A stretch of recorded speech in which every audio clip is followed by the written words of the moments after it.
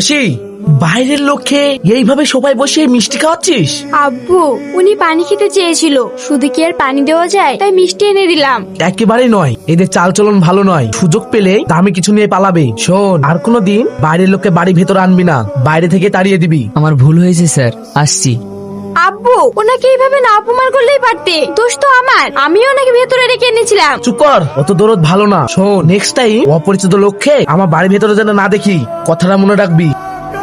কিরে বাপ, আজকে এত তাড়াতাড়ি চলে আসলি যে?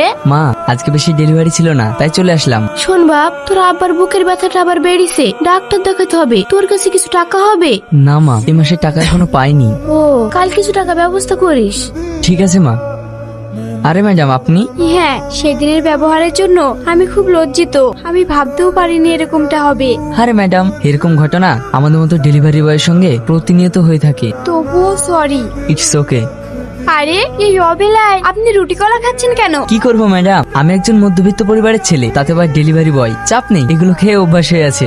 একটু দাঁড়ান, এই নিন, এতে বিরিয়ানি আছে, খান। আরে না না ম্যাডাম, পানি দেওয়ার জন্য যে অবস্থা হয়েছিল, আর এখন বিরিয়ানি খাইয়ে উপরে পাঠাতে চান? থাক, অত কথা বলতে হবে না, ভালোবেসে দিচ্ছি, খান। ভালোবেসে? আর শুনুন, আপনি আমাকে ম্যাডাম বলবেন না, আর আপনিও করবেন না। কে ভাই তোমরা, এভাবে রাস্তা আটকে দাঁড়িয়ে আছো? রাস্তা ছাড়ো। আমরা কে এখনই টের পেয়ে যাবি। এবার বুঝতে পেরেছিস তো কেন রাস্তা আটকেছি? ও, আপনি শুনুন, এটা আপনার বাড়ি নয় যে আপনি যা খুশি করবেন। হ্যাঁ জানি, সেই জন্য তো বোঝা পাওয়াটা বাড়ি বাইরে করতে আসলাম। সালা, তুই একটা ডেলিভারি বয় হয়ে আমার মেয়ের দিকে নজর দিয়েছিস। এই থাম, চল। আল্লাহ গো, আমার ছেলেটাকে কিভাবে মেরেছে, ও কি অন্যায় করেছিল এইভাবে মারলো? আমি বলছি, কে তুমি? আমার নাম হাসি। আমি আর সেলিম দুজনকে ভালোবাসি, তাই আমার আব্বুর এই অবস্থা করেছে।